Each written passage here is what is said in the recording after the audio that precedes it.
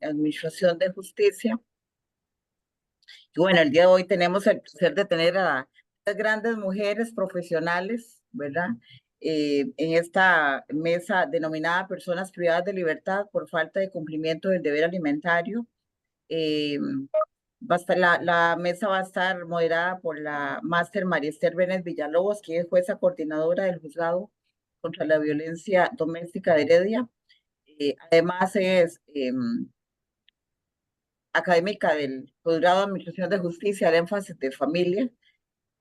Y también tenemos a la máster Natacha Quesada Espinosa y la señora máster Mauren Roxana Solís Madrigal. No voy a hacer la presentación para que María Esther las presente como corresponde, ¿verdad? Y de antemano agradecerles la anuencia por participar en este proceso académico que nos permite avanzar en las discusiones tantas que hay de la Administración de Justicia y el abordaje sociojurídico. Bienvenida a las personas, estudiantes, las personas del Poder Judicial que se conectan, otras instituciones, ¿verdad? Algunos académicos que están participando. Y agradecida, ¿verdad? Que se suman a esta discusión académica. Quedo dejamos en manos de María Esther la actividad y de verdad muchas gracias por estar con nosotros presentes. Buenas tardes. Buenas tardes.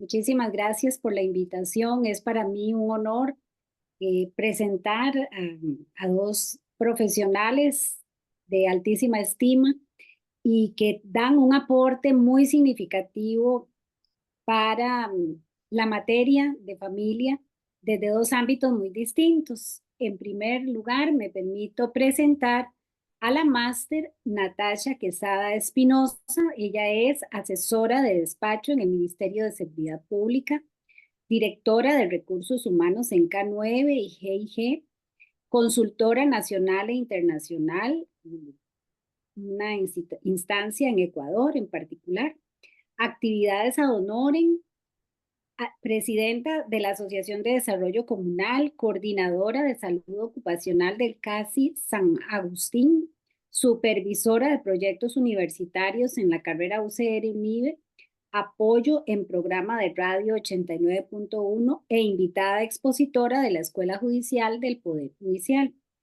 coordinadora del área profesional del Centro de Atención Institucional Gerardo Rodríguez Echeverría y en la actualidad directora de la Unidad de Pensiones Alimentarias del Ministerio de Justicia y Paz. También nos acompaña la máster Mauren Roxana Solís Madrigal, jueza de familia y ex magistrada suplente de la Sala Segunda, máster en Administración de Justicia con enfoque sociojurídico, en énfasis en relaciones familiares, autora de varias publicaciones, entre las cuales destaca el apremio corporal en la jurisprudencia constitucional y que comprende un estudio de la jurisprudencia constitucional sobre el tema en el curso de 30 años. Docente, actualmente labora como jueza de familia en el juzgado especializado en apelaciones de pensiones alimentarias, que tiene competencia a nivel nacional y está ubicado en el primer circuito judicial de San José. Como pueden observar, vamos a estar con dos personas extraordinarias que nos van a orientar en este tema de manera muy experimentada, aparte de sus conocimientos, la experiencia valiosísima. Y en el orden que vamos a dar la palabra es el mismo en que presenté a las damas. Entonces vamos a escuchar por 20 minutos inicialmente a la máster Natacha Quesada Espinosa, quien le doy la palabra.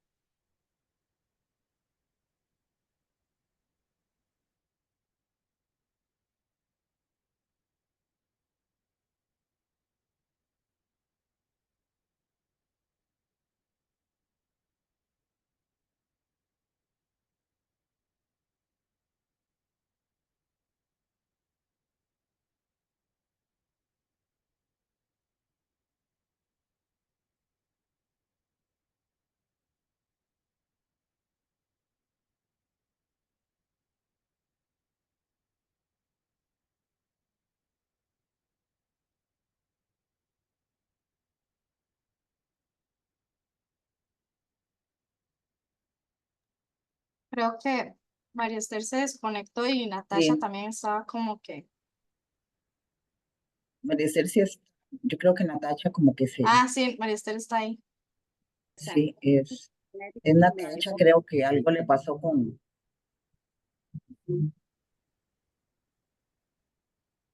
sí, porque no veo a Natacha aquí conectada.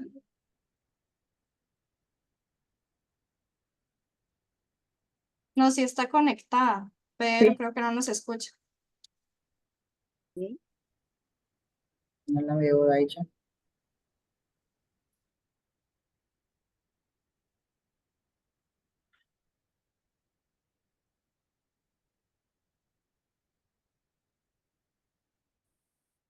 Bueno, tal vez mientras Natacha logra resolver lo que pueda estar pasando, en breve estoy segura que se nos va a unir. Es muy interesante porque ella nos va a abordar el tema a partir de su experiencia en el Ministerio de Justicia y desde luego va a hacer un análisis del impacto que implica las nuevas regulaciones del Código Procesal de Familia, pero también recoge toda su experiencia para exponernos como un antes y un después, y además cuáles son esos desafíos que se tienen que enfrentar. Así que, Natacha, aquí estamos esperando que puedas superar cualquier inconveniente, nos avisas, Sí, estamos atentos. muchísimas gracias. Sí, es que Y desde la mirada, el abordaje que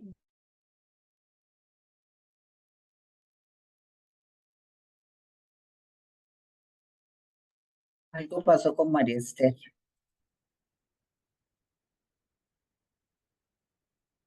Sí.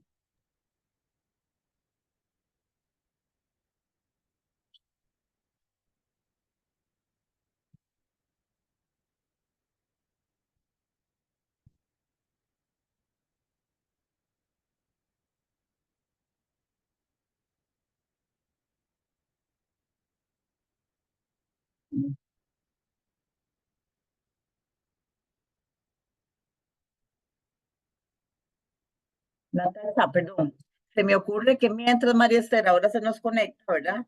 Usted puede empezar la exposición, entonces los 20 minutos y ahorita que ya María Esther se logra conectar otra vez, entonces ya ella modera, sigue moderando, ¿verdad? perfectísimo. Muchísimas gracias, doña Yolanda. Vamos a compartir pantalla, hacer el ejercicio que acabamos de hacer ahorita. Ujú. Ok.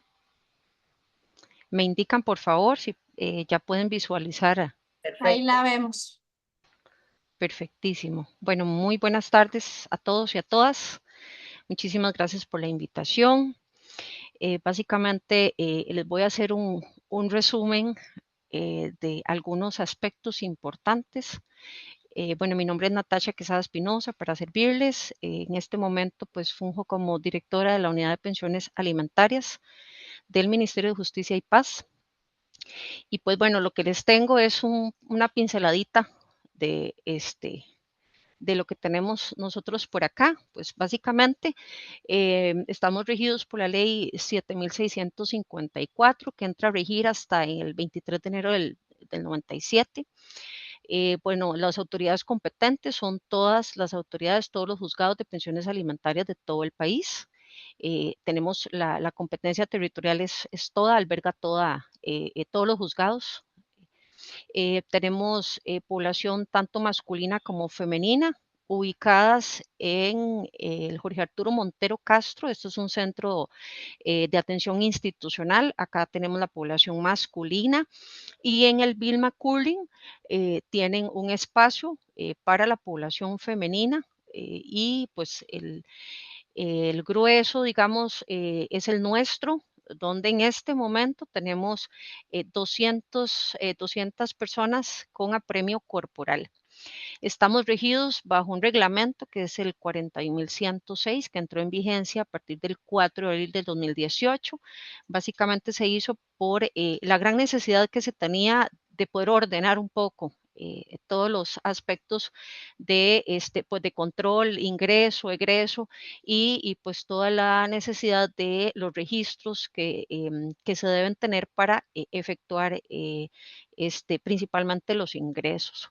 Bueno, ¿cómo funciona el ingreso? Pues nosotros acá, acogiéndonos a este reglamento, cuando no se cumple con los requerimientos que estipula este reglamento, valga la redundancia, pues se les hace un trámite de postergación. Ese trámite de postergación es donde se indica por qué es que la persona no puede ingresar en ese momento. Algunos aspectos importantes, que la orden de apremio es una fotocopia, que viene sin firmar y sin sellar, de repente algunos documentos que tiene que presentar fuerza pública no los traen completos, etcétera. Entonces, se les emite el documento de postergación y se les indica cuál es la falla que tienen para que posteriormente se efectúe el ingreso. Se les hace una entrevista, se les hace llenar también una documentación para que pueda efectuarse el ingreso formal. Acá tenemos en este momento 7 módulos, de los cuales se clasifica la persona que ingresa y para poder darles pues de repente un espacio adecuado para cada uno de ellos. Tenemos un módulo que tiene un espacio, bueno, el más grande que tenemos para 110 apremiados corporales. Normalmente, ese ingreso que se les hace a ellos es de personas que entran por primera vez y tenemos los otros módulos que son el A, B, C, que son las personas que son reincidentes. La mayoría de ellos son consumidores de sustancias psicoactivas o viven en estado de callejización. Entonces se les ubica en módulos específicos y pues tenemos 2 módulos más especiales. Uno que es donde tenemos personas que laboran internamente y externamente. Y también tenemos el módulo de las personas que tienen problemas convivenciales, que han puesto en riesgo la integridad de los mismos apremiados o eventualmente por alguna situación que hayan alterado la sana convivencia, se les ubica en el módulo D. Posterior al ingreso, pues bueno, se incluye en la base de datos nuestra, se hace una revisión de toda la documentación y en menos de 24 horas nosotros efectuamos el comunicado al juzgado respectivo, indicándoles fechas específicas para que los juzgados nos emitan los tener a la orden. Ahorita con la nueva ley se solicitó desde esta unidad que los tener a la orden tuvieran una especificación. ¿Por qué? Porque ahora los apremios son de 2, 4 o 6 meses. Entonces, pues nosotros eventualmente cuando recibimos esta documentación, pues no se indicaba. Ahora sí están viniendo todas estas órdenes con la especificación. Pero para nuestros efectos a nivel jurídico, pues el tener a la orden es el documento oficial donde se nos va a indicar pues la fecha del egreso de la persona. En este momento tenemos 61 plazas con incentivo económico, es un reconocimiento que se les hace en 3 centros particularmente. Tenemos el Centro de Formación Juvenil Surquí con 32 plazas, tenemos el Bill McCullin con 12 plazas, base 25, que es el adulto joven, que solamente hay 2 plazas con incentivo económico, y posteriormente acá en la unidad de pensiones tenemos una planilla de 15 personas. Estas personas pues se ubican, se hace todo un tratamiento, todo un trabajo por parte del compañero de orientación para poder ubicar las personas pues que cumplan ciertos requerimientos, principalmente que sean personas que no tengan problemas con la ley o no hayan tenido problemas con la ley, específicamente que tengan relación con delitos penales o bien que hayan tenido algún descuento de alguna pena por un tema penal o que tengan alguna sentencia, perdón, alguna causa activa o pendiente. Entonces, ese tipo de casos, pues por obvias razones, pues no se toman en cuenta por un riesgo de fuga. Entonces, pues ese es el trabajo que se hace, entre otros requerimientos, y pues se les hace una ubicación temporal, ¿verdad? ¿Por qué? Porque ellos, por el tiempo que van a estar aquí, ese es el tiempo que ellos van a laborar en los diferentes centros. Y tenemos también en el área del polígono, que el centro Jorge Arturo Montero Castro, que es el centro más grande de este país, tenemos un polígono y pues ese polígono, los apremiados corporales pues ayudan, ¿verdad? Honoren, se apuntan en listas para ir a trabajar. ¿Y cuál es el trabajo? Bueno, es un trabajo de mantenimiento, ¿verdad? Del lugar. Pues obviamente tienen su seguridad, ¿verdad? Tienen la policía penitenciaria a cargo de ellos para que limpien las zonas, para que hagan cambios de llantas, etcétera, ¿verdad? Es un trabajo muy variado. Bueno, el egreso, pues, ¿cómo funciona? Básicamente, se recibe la libertad ya sea vía fax o correo electrónico, se hace una revisión de la información, se corrobora y luego se hace una segunda revisión por parte de su servidora para ya completar todos los requerimientos y tener la certeza de que todo está completo, que no falta nada, que no hay ningún error. Y la última revisión que se hace acá en la unidad principalmente, particularmente es en la oficialía, que es donde a ellos ya se les da el egreso formal de la unidad de pensiones. Por último, en puesto 1, ya por un tema de seguridad también y de normativa, se les hace la última revisión, que todos cumplan, que tanto la orden de libertad sea de acuerdo a la identificación que presentan, ¿verdad? Y hay casos donde no tienen ellos una documentación o una identificación más bien, entonces, bueno, eso se carea con la información que trae Fuerza Pública, que son las reseñas policiales. La estadística que les tengo, pues es muy puntual del 2023 y lo que llevamos en el 2024.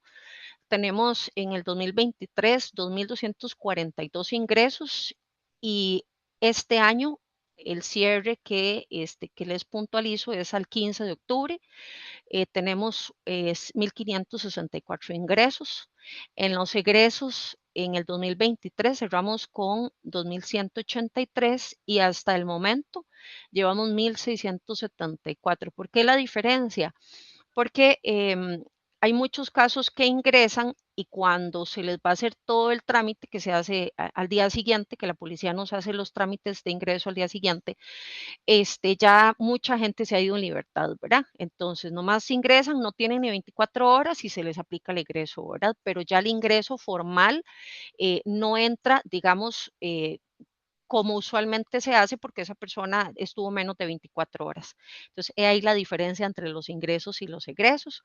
Todo esto se completa con todos los registros de control interno que nosotros tenemos acá en la unidad de pensiones. Bueno, posteriormente tengo que comentarles un poco respecto al impacto que tuvimos nosotros cuando entró a regir la nueva reforma del Código Procesal de Familia y tuvimos en la primera semana más o menos casi 100, poco más de 100 egresos. En total, del 1 de octubre al día de hoy, contabilizamos 121 libertades aplicados a la nueva ley. La población, repito, les comenté anteriormente que la población actual es de 200 apremiados corporales y pues los juzgados que más repuntan estas estadísticas son Punta Arenas y Cartago, que son los que se pelean el primer lugar. Goicoechea y Heredia son los juzgados que pues remiten más casos por apremio corporal.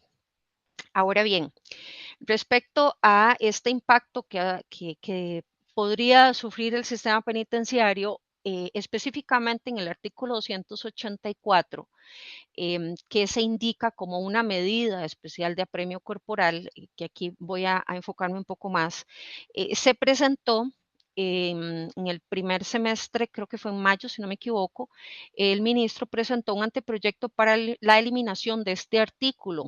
¿Por qué?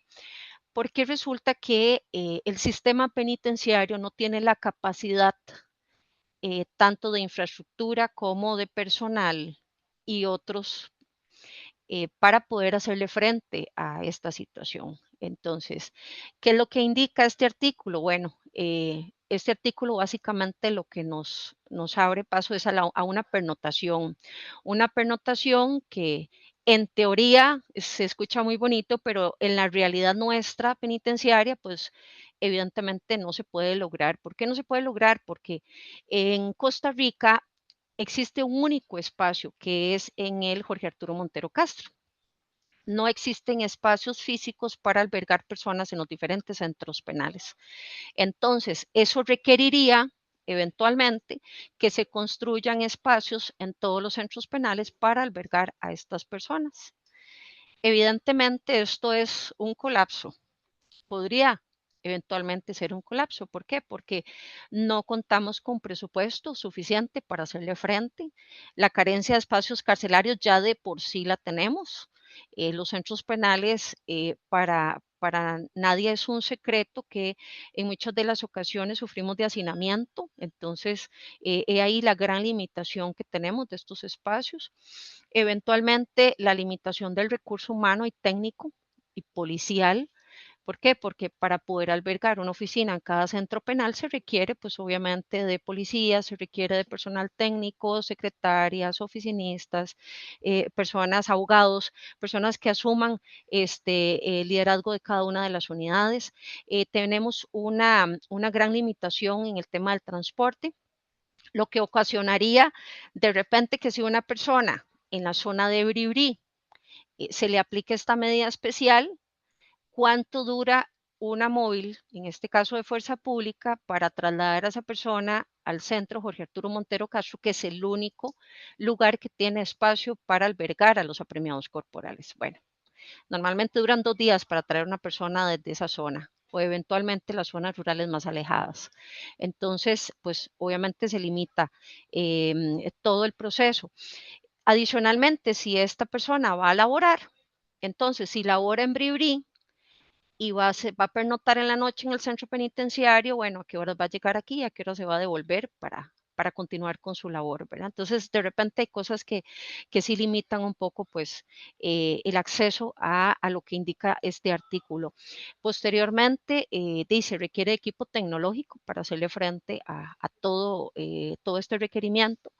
Actualmente, la unidad de pensiones alimentarias no cuenta con clínica, no cuenta con especialistas, no cuenta con personal de psicología, no cuenta con personal de trabajo social.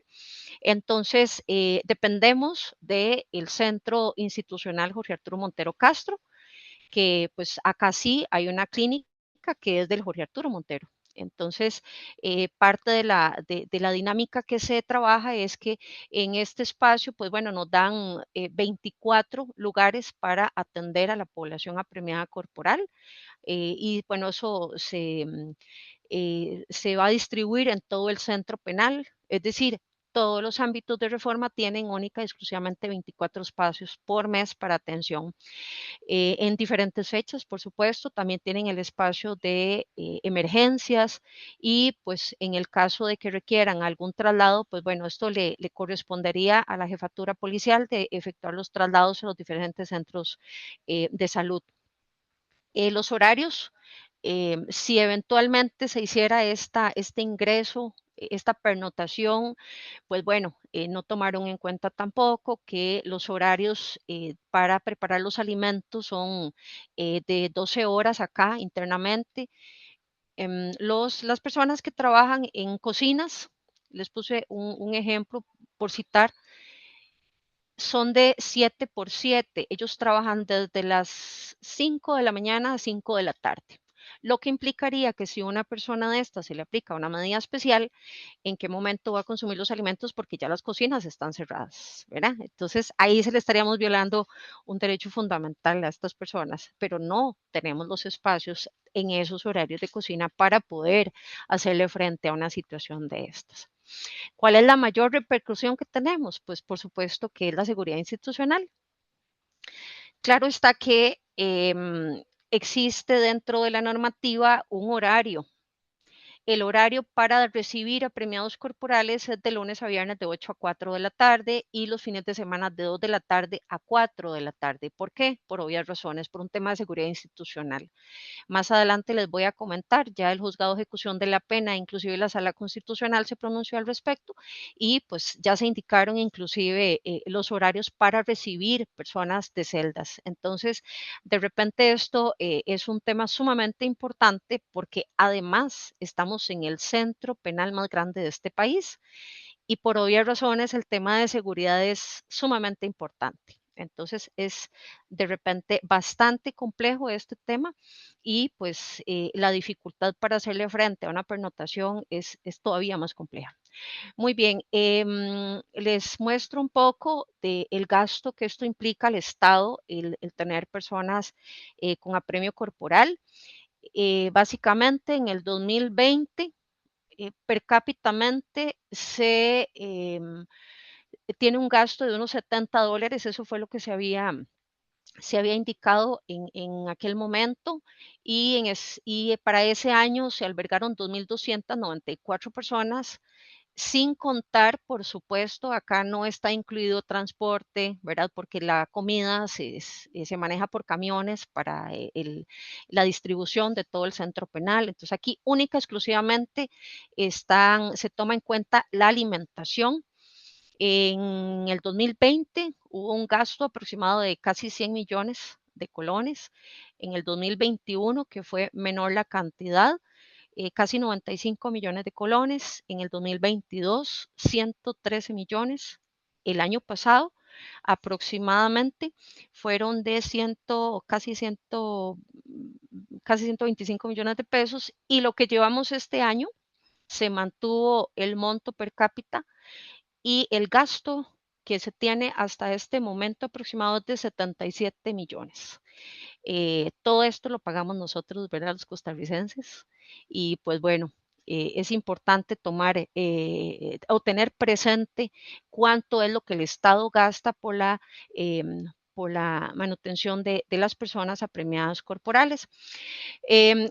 Un dato importante también es que de los casos que hemos recibido, tenemos algunas variantes. Uno, la mayor cantidad de personas que ingresan por apremio corporal presentan problemas de consumo de sustancias y la mayoría viven en estado de callejización, lo que significa que básicamente los jueces desconocen, en su mayoría desconocen estas situaciones y pues bueno, las personas, ya sean los familiares, las mamás o las parejas o exparejas, son las que firman estas órdenes para que ellos sean capturados para evitar que consuman.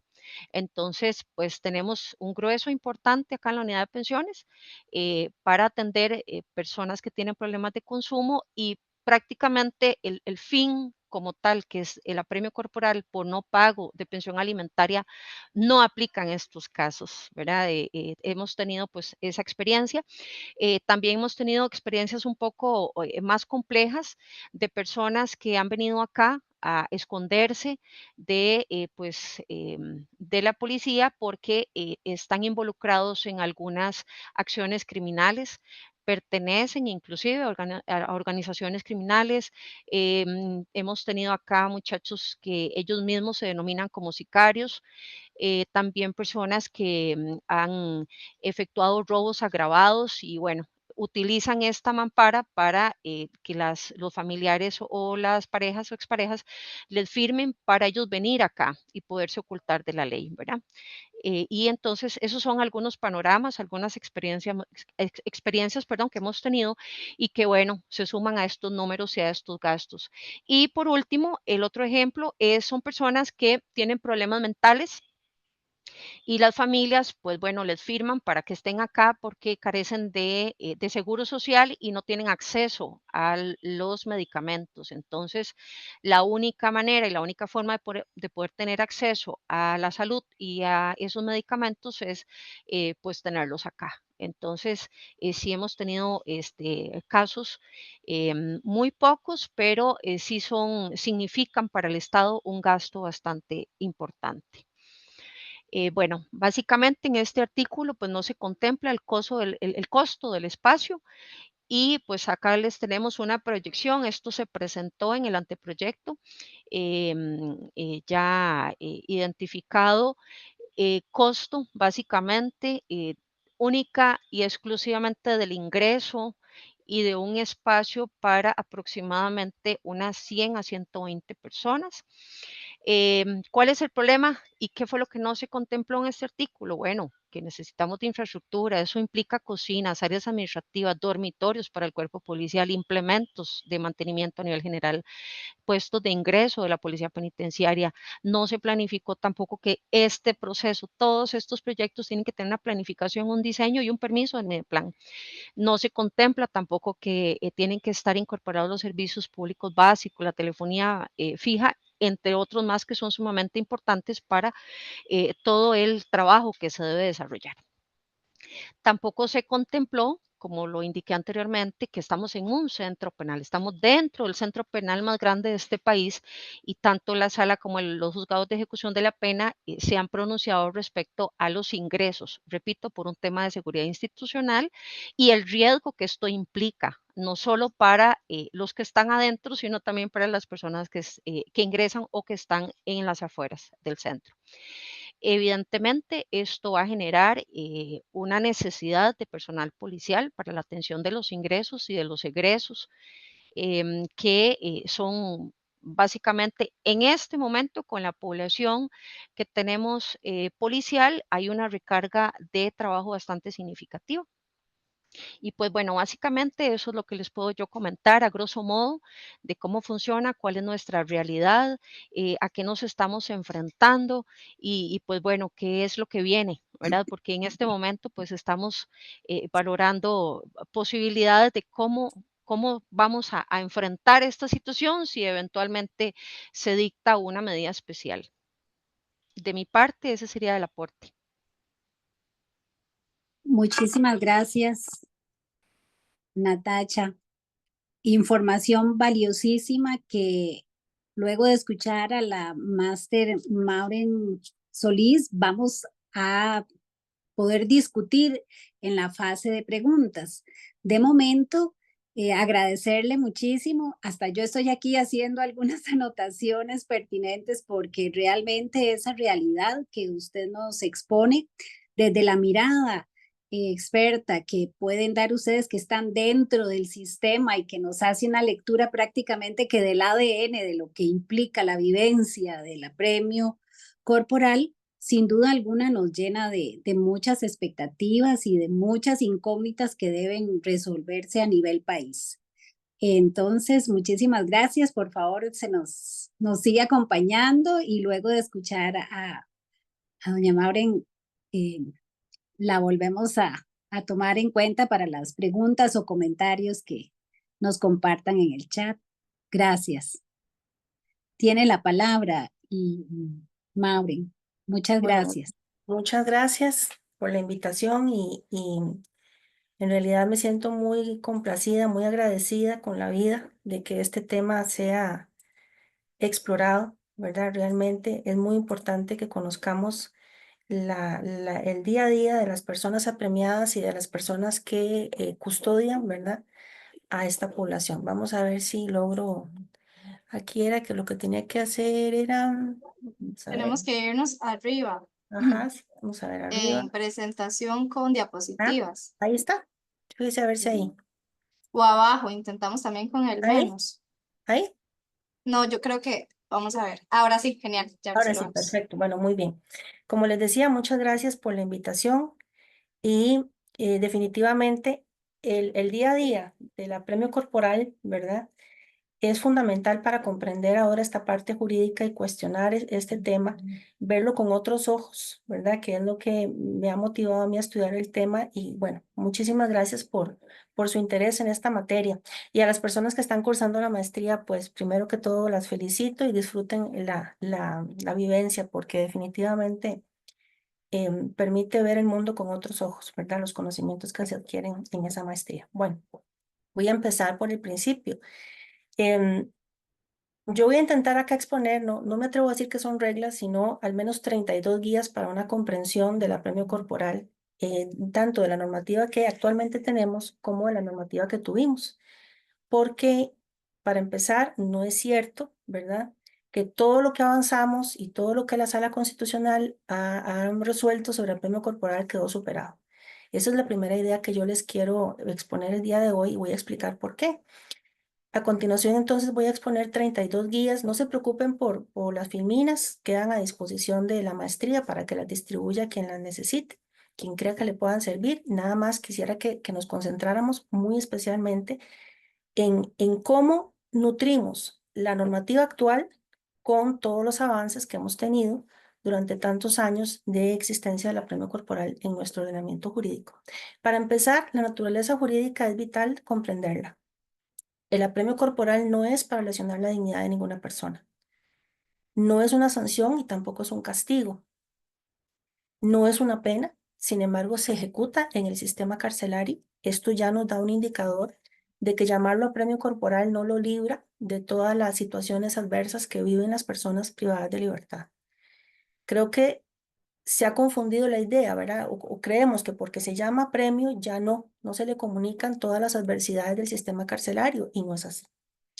No puede ser utilizado para controlar adicciones, por ejemplo. Vean ustedes cuántos años hace la Sala Constitucional lo indicó, y sin embargo la compañera Natasha nos ha explicado cómo se ha utilizado el apremio corporal en nuestro país para controlar, entre comillas, subrayado y con rojo y en mayúscula, ¿verdad?, las adicciones. Pero entonces, ¿qué es? Si no es, no es para lesionar la dignidad, no es una sanción, no es un castigo, no es una pena, y no es para controlar las adicciones, entonces, ¿qué es? Bueno, solamente es una medida a la que puede acudir la parte actora para provocar el pago de la obligación alimentaria que ha sido incumplida, y muy especialmente, y que está siendo cobrada por apremio. Utilizando el apremio no se puede cobrar otra cosa que no sea lo que generó el apremio, que esto es muy importante tenerlo en cuenta, ¿verdad?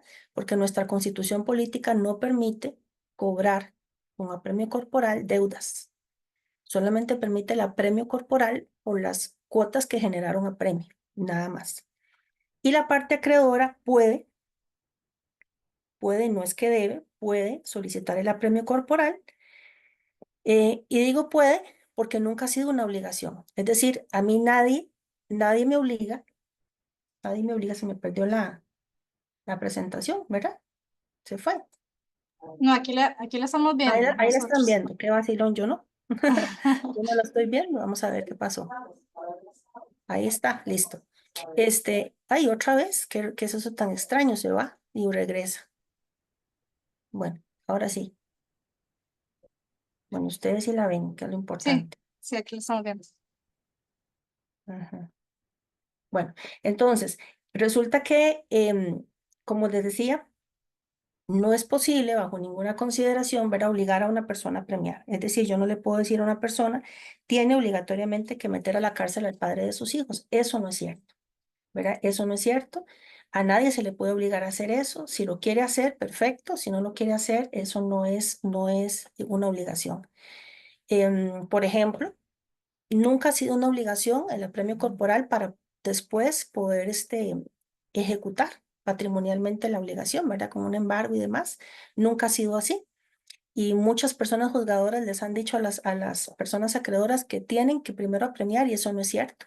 Por ejemplo, en aquellos casos donde el apremio no es posible por disposición de ley o no es posible por jurisprudencia constitucional, ¿cómo podría entonces exigirse ese requisito para poder embargar, ¿verdad? Entonces, se han incorporado al apremio corporal muchas normas no escritas, ¿verdad?, de las que tanto nos habla doña Alda Facio Montejo, normas no escritas que vienen a obstaculizar la ejecución del apremio corporal y todo lo que tiene que ver con la ejecución de la obligación alimentaria. Bueno, hoy en día lo seguimos teniendo así como algo que la persona puede hacer. La persona acreedora está en el artículo 285 del Código Procesal de Familia. Bueno, en el caso de las características, tenemos varias. Y esas características no son un tema menor. son muy importantes porque nada más y nada menos que es lo que van a guiarnos a la hora de interpretar las normas, los vacíos que las normas tienen, porque hay mucho. Existían vacíos antes con la Ley de Pensiones Alimentarias y ahora más, ¿verdad? Con el Código Procesal de Familia, que tiene algunos temas nuevos y no quedaron muy bien compuestos, digamos, los supuestos de hecho y los efectos jurídicos en las normas. Y por supuesto que dejaron por fuera otras partes, ¿verdad?, del fenómeno legal que sin duda alguna nos obliga a utilizar los principios generales del derecho para poder solucionar esto. Entonces, las características como segunda guía, eso bueno, se rige por el principio de legalidad, no hay forma de que no sea así. No podemos inventarle un apremio corporal a algo que no lo tiene. No podemos aplicar una ley que ha sido derogada. No podemos inventar algo, no podemos utilizar la analogía, ¿verdad? Y mucho menos en perjuicio de la libertad de una persona. El apremio corporal por la jurisprudencia constitucional ha sido definido como algo excepcional, ¿verdad? Algo restrictivo también. Se debe dar también dentro de los límites que imponen las garantías de protección del derecho de libertad. Tiene mucho que ver con la inmediatez de los alimentos. La jurisprudencia siempre lo ha relacionado con la inmediatez. Y esto es muy importante, sobre todo con la regulación que tenemos actualmente. Y siempre ha sido gestión de parte, pero ahora hay una normita que nos obliga, digámoslo así, más bien, a generar un apremio corporal, un cambio de apremio corporal oficioso cuando la persona no cumple con el apremio especial, que es de imposible ejecución, como nos ha expuesto ya la compañera Natasha. Entonces, ¿de qué sirven estas características? Tenerlas ahí no es un adorno, no es un adorno, es de suma importancia para que nosotros podamos interpretar las normas que tenemos y, como dije, llenar estos vacíos tan lamentables que hay en esta legislación. Nos sirve, por ejemplo, para reflexionar sobre el apremio contra personas indígenas. Vean, este apremio, yo tuve la oportunidad junto con mis compañeras y compañeros de trabajo del juzgado en el que ahora laboro, fuimos el año pasado a la unidad de apremiados, allá nos atendió doña Natasha, desde entonces la conocí, y ella fue muy abierta y muy espontánea, nos explicó durante horas y horas, porque fuimos a sentar lo que son las bases, creo yo, en el futuro de visitas de monitoreo de personas apremiadas, y nos encontramos personas indígenas. Mi gran sorpresa es eso, ¿por qué hay indígenas? ¿Por qué hay personas indígenas apremiadas? ¿Por qué? Si existe el convenio 169 de la OIT sobre pueblos indígenas y tribales en países independientes. Porque existe la Ley de Acceso a la Justicia de los Pueblos Indígenas, que nos obliga a buscar soluciones con trato digno, con respeto a la diversidad cultural, con participación activa de la comunidad indígena involucrada y con un carácter obligatorio de generar acciones afirmativas. Incluso si no se generan acciones afirmativas, es de aplicación el régimen disciplinario que tenemos en nuestra institución, el Poder Judicial. Entonces yo me pregunto, ¿por qué hay personas indígenas apremiadas? Y a esas personas, no sé si se les había o no determinado una persona defensora pública, ¿verdad?, que les brinde asistencia. Entonces, a mí me extrañó muchísimo encontrar personas indígenas, pero me parece que con la normativa que tenemos, con el convenio 169, que corresponde a la ley 7316, la jurisprudencia constitucional que ha desarrollado todas las características que ya expliqué, desde hace muchísimo tiempo es posible, o incluso creo yo hasta obligatorio, no apremiar a personas indígenas, sino encontrar primero una solución para su incumplimiento según la comunidad a la que pertenecen. Puede ser que la comunidad tome la decisión de que para ese caso concreto sí corresponde apremiar o tengan otra solución mucho más efectiva, porque apremiar a una persona indígena, es decir, encerrar a una persona que tiene una especial relación con la naturaleza, encerrarlo en una jaula de cemento, ¿verdad?, es realmente algo que raya en la tortura. Y ahora tenemos el proyecto de ley, ¿verdad?, que ya conocemos, el 24.131, que entiendo que ya ha sido aprobado en segundo debate, va a incluir la justicia restaurativa en los asuntos de familia. Entonces todavía ya tendríamos una herramienta para valorar esto, ¿verdad?, y tener claridad de que el apremio corporal para personas indígenas es realmente algo que no deberíamos estar tratando con ligereza. Jamás, ningún apremio corporal. No podemos obviar la tercera guía, el apremio corporal tiene un fundamento supraconstitucional. Ninguna de las normas de la ley de pensiones que tuvimos o el Código Procesal de Familia que ahora tenemos podría ser interpretada en contra del fundamento supraconstitucional, que está en el artículo 7.7 de la Convención Americana de Derechos Humanos, como el derecho a la libertad personal y el artículo 11 del Pacto Internacional de Derechos Civiles y Políticos, ¿verdad? Que esto es muy importante tenerlo en consideración para nosotros no cometer el error de interpretar antojadizamente y de manera arbitraria las normas e incurrir en habeas corpus, ¿verdad? Que nos van a generar habeas corpus con incluso gravísimas consecuencias para las personas que han sido apremiadas de manera arbitraria. Vean ustedes, por ejemplo, la Corte Interamericana de Derechos Humanos, en esta sentencia, en el caso Fernández Prieto, ha dicho claramente, ¿verdad?, que todo lo relacionado con la libertad personal tiene que estar previamente establecido en las constituciones políticas y en las leyes. Nosotros no podemos crear apremios o hacer interpretaciones extensivas para generar apremios, ¿verdad? Hay otras sentencias más, por razones de tiempo no las puedo desarrollar cada una, pero acá las dejo por si acaso alguien quiere empaparse más de este tema. Y por supuesto, como cuarta guía, el fundamento constitucional. No podemos hacer interpretaciones de la ley ordinaria, de nuestro Código Procesal de Familia, ni de toda la reglamentación que existe para tutelar, digamos, la presencia de una persona premiada en el sistema carcelario. No podemos hacer lo contrario, hacer interpretaciones contrarias a la Constitución política, que está tanto en el artículo 38 como en el artículo 39. Muy importante. Entonces, vean ustedes que ahora nosotros tenemos una forma distinta de trabajar, ¿verdad? Ya no tenemos la pensión provisional que tantas veces ha generado a recursos de habeas corpus declarados con lugar, ¿verdad? Años, décadas tenemos de utilizar la fijación de una pensión provisional y parece que no lo hemos sabido hacer, porque han llovido los habeas corpus declarados con lugar. Y ahora tenemos un mecanismo mucho más complejo, que es la sentencia anticipada.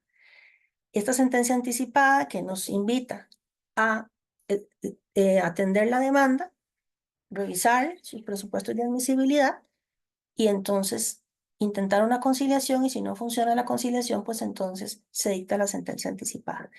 Bueno, los primeros riesgos que tienes que soportar una sentencia anticipada, ¿verdad?, es un habeas corpus.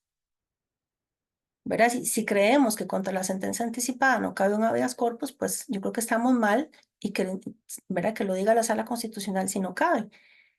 Una persona que sea obligada al pago de una cuota alimentaria sin una fundamentación debida, sin una demanda que cumpla los requisitos de admisibilidad, sobre la que la persona no sabe de dónde salió la sentencia anticipada, entonces podría generar un habeas corpus.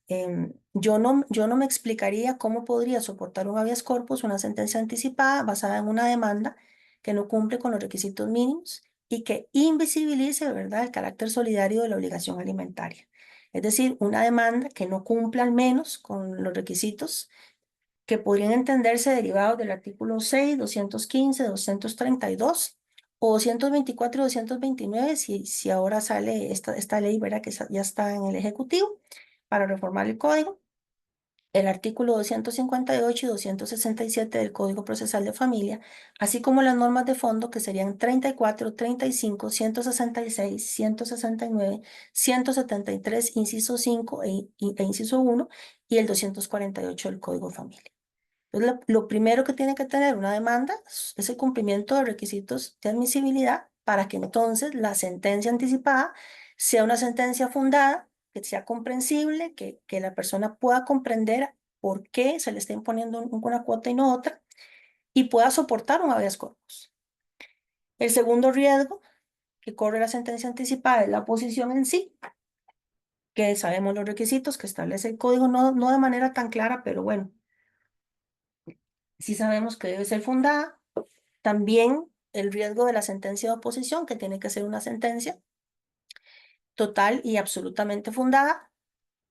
Ese deber de fundamentación que nos recordó la Sala Constitucional, porque no es que se lo inventó, nos lo recordó desde el año 2008 y que corresponde a lecciones aprendidas ya por la jurisdicción penal durante muchos años, que nosotros nunca los vimos venir, nunca hicimos nuestra la experiencia y toda el trabajo acumulado, ¿verdad? La capacidad instalada, digámoslo así, de todo la jurisdicción penal nunca la hicimos nuestra a la hora de privar de libertad a una persona. Bueno, en el 2008 la Sala Constitucional nos recordó que debíamos fundamentar. Luego el habeas corpus respecto a esa sentencia que resuelve la oposición, que también, ¿verdad?, puede generarse. Y el habeas corpus contra la sentencia del SAD también. Y por supuesto tenemos que recordar, y esto no es un tema menor, que la sentencia anticipada será la base de un proceso de aumento, de rebajo, de exclusión, de exoneración, si no hubo oposición, ¿verdad? O si la oposición no fue fundada o si fue declarada sin lugar. Entonces, este no es un tema menor. Es un tema muy delicado en temas de libertad de una persona, ¿verdad? Cómo enfrenta una persona un apremio corporal respecto de una resolución que carece de fundamentación. Esto es un tema delicado. Continúo. El punto número 5, o la guía número 5, es el fundamento legal. Hoy en día el apremio corporal lo tenemos en el artículo 85, 87, inciso 3, 101, inciso O, 197, 270, inciso 6, 283 al 285, luego el 287, párrafo 3 del Código Familia, y en el 164 y 165 el Código Procesal de Familia y este Código de Familia verá reformados. Y además en la Ley de la Jurisdicción Constitucional en el artículo 113, inciso 8. Al menos está ahí, ¿verdad? Ahí se cumple el principio de legalidad. Tipos de apremio. Siempre habíamos tenido dos. El que yo llamaba apremio típico, ¿verdad? Pero una compañera de trabajo, Patricia Méndez Gómez, propuso que le llamáramos apremio clásico y la verdad es que me gustó más ese nombre. Pero siempre ha existido el apremio que conocemos de los 6 meses. Y el reapremio, obviamente esa palabra no existe, yo le puse así porque es el apremio que se genera por incumplir una cuota alimentaria respecto de la cual existió permiso para pagar en tractos. Entonces, una persona se vio apremiada por incumplir ciertas cuotas, se le dio un permiso para pagar en tractos, pero ahora incumple. Entonces, eso genera un nuevo apremio, eso es un reapremio, ¿verdad? La palabra, obviamente, como indica, no existe, pero es la forma en la que yo he encontrado para referirme a ese apremio. Y luego tenemos el apremio clásico, ¿verdad? El que siempre ha existido y que es violatorio del principio de igualdad, ¿verdad? Que eso es lo que yo he sostenido siempre, que siempre a mí me ha repugnado el apremio corporal en la Ley de Pensiones Alimentarias porque era absolutamente violatorio del principio de igualdad. Es decir, nos invitaba a tratar como iguales a todas las personas, aunque se encontraran en diferentes circunstancias, y eso es violatorio del principio de igualdad. Hoy en día tenemos otra vez el reapremio, no desapareció, está en el 165 del Código Familiar Reformado y el 287 del Código Procesal de Familia. Tenemos el apremio especial, nocturno o diurno, que está en el 284, incluso la norma lo trata como beneficio, también le llama así. Tenemos el apremio gradual, que hay dos tipos de gradualidad, hasta 2 meses y hasta 4 meses. Quiero hacer énfasis en esto, dice la norma hasta 2 meses, no es 2 meses, sino hasta 2 meses, hasta 4 meses, ¿verdad? Es un tema muy complejo que esto sí quedará en manos de la Sala Constitucional definir el alcance de esas normas, que está en el artículo 283 y puede ser nocturno, diurno o puede ser clásico, ¿verdad? Podemos tener un apremio gradual, es decir, hasta 2 meses una persona, qué sé yo, va a estar ahí en la cárcel, pero va a estar en un apremio nocturno o va a estar en un apremio diurno o va a ser un apremio clásico. El clásico sería el que cubre las 24 horas. Y entonces ese apremio clásico puede ser o puede convertirse en especial nocturno o especial diurno, ¿verdad? Porque así está previsto en el 283, ese apremio clásico sería de 6 meses, ¿verdad? Para quienes ya superaron la gradualidad. Que esto es muy importante tenerlo en cuenta entonces, que hoy en día si conservamos el reapremio, el apremio típico, que ya no es tan típico, ya digamos clásico, ¿verdad? Y tenemos el apremio especial y el gradual. El especial, como nos explicó la compañera Natacha, tiene cualquier cantidad de imprecisiones en la norma y no se tomaron las previsiones necesarias para ponerlo en funcionamiento. Y el gradual está muy mal regulado, ¿verdad? Entonces es un tema muy delicado, pero hoy en día entonces podemos decir que existen 4. Estos tipos de apremio, ¿verdad? Que es muy importante tenerlo en cuenta. Vamos a tener una complejidad muy grande por el tema regional, ¿verdad? La centralización del servicio de la unidad de personas apremiadas va a generar el incumplimiento de desobediencia a la autoridad si la persona no se presenta. Entonces es poner a la persona apremiada en una situación de riesgo muy grave. Muy grave porque le vamos a decir, tiene que llegar a tal hora y resulta que a tal hora no lo pueden recibir. Yo no conozco el sistema carcelario, pero sin duda alguna, abrir los portones de la cárcel a las 8 de la noche en una zona tan peligrosa no es bueno para nadie. No puede ser bueno para nadie. Y menos para las personas privadas de libertad que se encuentran dentro de la cárcel. Perdón, es que estoy tomando agüita. Es un riesgo muy, muy grave. Entonces, para poner a funcionar esto, habría que primero, propongo, ¿verdad? Primero preguntarle al ministerio que informe la probabilidad o no de incluir a una persona específica en una de esas modalidades. Si dice que sí, entonces tendría sentido la prevención de desobediencia, ¿verdad? Y sería útil esa prevención. Y si dice que no, entonces pues no sería posible ordenar ese tipo de apremio, ¿verdad? Que sería gradual nocturno o diurno, así como clásico nocturno o diurno. Y el diurno o nocturno, por supuesto que no son un derecho, es una posibilidad que se toma en consideración con la solicitud que formula la persona, más las consideraciones de sus situaciones particulares, ¿verdad? Y debe ser fundamentado, ya sea el rechazo o otorgarlo, tiene que ser una decisión fundamentada. Esto es otro tema porque el apremio corporal históricamente ha sido em, em, tratado, ¿verdad? Con una plantilla de 4 o 5 renglones en el sistema de escritorio virtual del Poder Judicial y esto no puede ser así. Ya los apremios corporales tienen que tener una fundamentación muy fuerte para que soporte un habeas, ¿verdad? Y en estos 6 tipos de apremio, la consecuencia de incumplir es básicamente, en el caso del apremio especial diurno o nocturno, es que de oficio se ordena el apremio clásico. Vean ustedes que esto es una cosa que no teníamos, además de que no existía el apremio especial, pero convertir el especial a clásico se hace de oficio, ¿verdad? Porque apenas la autoridad judicial tiene conocimiento de que se está incumpliendo, procede entonces modificar el apremio y el testimonio de piezas por desobediencia a la autoridad. Requeriría entonces la notificación personal para que prospere esa causa penal y muy importante esto, el artículo 284 tiene una normita al final, 2 rengloncitos que parecen muy inocentes, pero no lo son. Son la regla de conmutación. Es decir, ¿cómo hacemos para contabilizar el tiempo de cárcel de una persona que estuvo en apremio especial diurno o nocturno y ahora pasa a apremio clásico? Bueno, la regla es básicamente así. Por cada premio nocturno de 9 horas o por cada premio diurno de 8 horas, se entiende cumplido un día de apremio clásico de 24 horas. Entonces, no es día por día, es decir, no son 24 horas de apremio nocturno, se cubren 24 horas de apremio clásico, no. Son 9 horas de apremio nocturno o las 8 horas de apremio diurno, es lo que se conmuta por un día de apremio clásico de 24 horas. Muy importante saber esta regla de conmutación. La gradualidad es la 7ª guía. Voy corriendo para no cederme más el tiempo.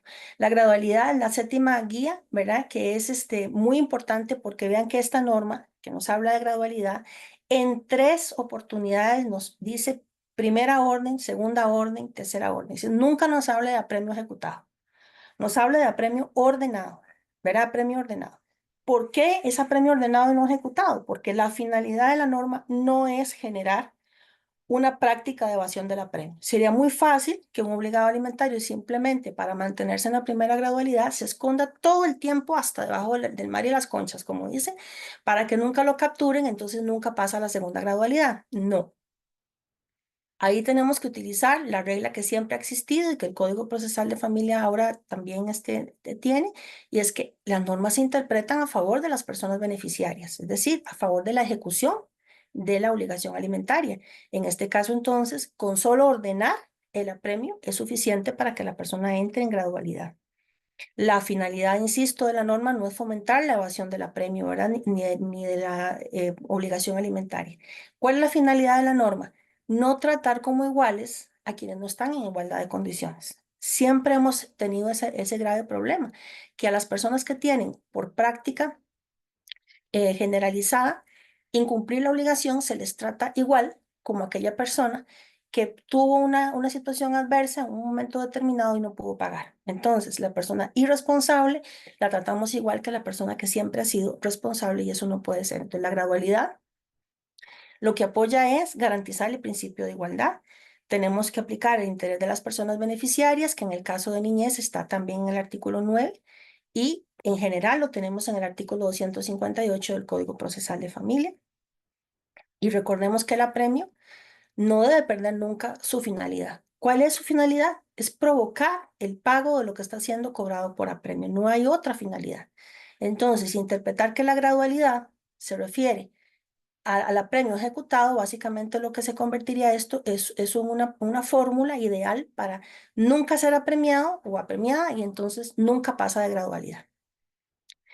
Y el dictado de una orden de apremio conlleva la pérdida de la gradualidad de hasta 2 y hasta 4 meses a la que la persona podría aspirar y en consecuencia el próximo apremio o más bien los próximos apremios girados en ese expediente, no en otros, ¿verdad? En ese expediente caen en la siguiente gradualidad o bien en el apremio clásico. Es muy importante tener en cuenta que cada premio se ve por separado de los expedientes. Es decir, si un señor tiene 5 expedientes, no podemos pensar que porque fue apremiado en el primero y ahora vamos a premiarlo en el quinto, entonces este quinto cuenta, tomamos en cuenta el apremio que tuvo en el primero.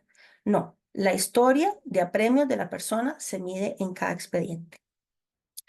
¿Y a quién le corresponde la carga de cuidar esa gradualidad? Pues a la persona obligada al pago de alimentos. No le corresponde ni a la persona deudora, perdón, ni a la persona acreedora, ni le corresponde a la persona juzgadora. Eso es un beneficio que la ley da y que le corresponde cuidarlo a la persona obligada al pago de alimentos. Cada persona sabrá en qué momento hace uso de no cumplir la obligación alimentaria, porque sabe que si lo incumple cae en la segunda gradualidad, cae en la primera gradualidad, en la segunda gradualidad o cae en el apremio clásico. Y mucho cuidado con esto, ¿verdad? Si una persona perdona, una persona acreedora perdona la deuda y eso genera que la persona que se levante la orden de apremio, ya sea que estaba ejecutándose o no, bueno, eso es importante tenerlo en cuenta porque podría tener un impacto a la hora de definir si la persona entra ante el siguiente incumplimiento, entra o no a una segunda gradualidad o entra al apremio clásico, porque las gradualidades son dos, ¿verdad? Son de 2 y de 4 meses. Hasta 2 meses y hasta 4 meses. Ahora, en esto que mencionaba Natasha, la utilización del apremio corporal para cosas que no están previstas en la ley, esto es muy importante tomarlo en cuenta a la hora de analizar el perdón, ¿verdad? Entre comillas. Ese perdón, ¿verdad? Tan sospechoso, ¿verdad? Que se genera de un apremio corporal dictado en la mañana y que llegan a quitarlo en la tarde. Bueno, pues es que la persona entró a la cárcel y ya llegó con toda la droga posible, ¿verdad? O llegó a esconderse de un acto de sicariato y entonces a eso viene ese perdón. Entonces eso hay que tenerlo, hay que verlo con ojos muy delicados porque el apremio corporal en sí expone a las personas que están ya premiadas a riesgos mayores si se utiliza por parte de otras personas para una finalidad distinta a la que está prevista en la ley. Luego, la guía número 8, la fundamentación y prevención anterior al apremio corporal, ¿verdad? No podemos apremiar a una persona si antes no se le ha dicho que el incumplir esto va a generar apremio corporal a gestión de parte. No se puede hacer una cosa así y el apremio debe ser fundado como indiqué y las excepciones al apremio corporal también deben ser fundadas e incluso deben contar con prueba pericial si se trata de temas de salud, de discapacidades, de embarazo también. Y no olvidar también el peritaje cultural en caso de apremio de personas indígenas para buscar otra forma de provocar el pago de la obligación alimentaria. Aunque sostengo que básicamente el apremio contra personas indígenas no debe darse, ¿verdad? No debe darse. Hay que buscar otras soluciones y no necesariamente esas soluciones requieren siempre peritaje cultural, ¿verdad? No funciona así. Muchas veces con escuchar a la comunidad es suficiente para que la persona juzgadora pueda entender cuáles son los mecanismos que tiene esa comunidad ante el incumplimiento de la obligación alimentaria, ¿verdad? Bueno, la guía número 9, el principio pro libertad. todas las normas y las situaciones que se nos presenten en temas de apremio corporal tienen que regirse por dos reglas que conforman el principio pro libertad.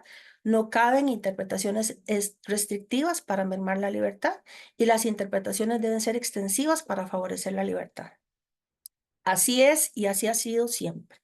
Tenemos por otro lado interés de las personas beneficiarias, sí, claro que sí lo tenemos, pero cuando tratamos de libertad, tenemos que tener en cuenta que no caben interpretaciones restrictivas para mermar la libertad, ni extensivas para, tienen que ser extensivas, perdón, para favorecer la libertad. La guía número 10, la gestión de parte, como les indiqué, nunca se ha podido el apremio corporal de oficio, nunca. Siempre debe ser levantado, incluso adecuado, de oficio o por gestión de parte cuando la persona hace un abono, Ahora vamos a ver las reglas de imputación de pagos, pero es muy importante que entendamos que frente a un pago que entre al sistema de depósitos judiciales, no podemos permanecer incólumes cuando hay un apremio corporal. Tenemos siempre que analizar qué impacto tiene ese dinero que entró a la cuenta en el apremio que está siendo ejecutado. Y como mencioné, cambiar de apremio especial a apremio clásico ahora es de oficio, de acuerdo al artículo 284. Y tiene su lógica, porque el apremio es especial, ¿verdad? El que estaba ejecutando la persona e incumplió esa oportunidad que el ordenamiento le dio. A esa persona le correspondía cuidar esa oportunidad, también en el caso del apremio especial, y no lo hizo. Entonces, de oficio, cae en el apremio clásico. Luego tenemos las excepciones por ley. Bueno, ahora lo tenemos mayor de edad. Antes lo incorporamos a la ley de pensiones por una resolución de la Sala Constitucional y ahora lo tenemos en el código. Y menor de 65 años, insisto, menor, no 65 años, sino menor. Ninguna persona le puede encantar cumpleaños en la unidad de apremiados, ¿verdad? A ninguna persona, nadie puede cumplir 65 años ahí en la unidad de apremiados. Temas de salud no quedaron también regulados, ¿verdad? En el código, porque habla de que se encuentre en una situación de salud que su condición de apremiado pueda causarle una afectación mayor a su condición. Todo a juicio del tribunal. Bueno, yo estuve ahí y puedo asegurar que el tema es muy complejo para todo lo que tiene que ver con el tratamiento de enfermedades, ¿verdad? Tanto en enfermedades físicas como en enfermedades psiquiátricas.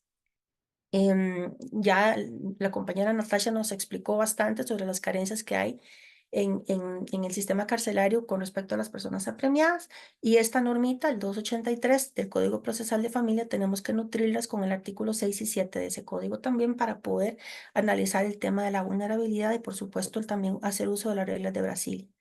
El avanzado estado de embarazo al que se refiere la norma me parece que no es adecuado, porque el avanzado estado no sé si se refiere a 8 meses, a 7, a 6 o qué, ¿verdad? Pero en realidad aquí tenemos que utilizar el principio pro homine nascitur, que está previsto en la Constitución, perdón, en la Comisión de los Derechos del Niño, tanto en el preámbulo como en el texto de la Convención. ¿Por qué? Porque debemos garantizarle la dignidad del ser en gestación.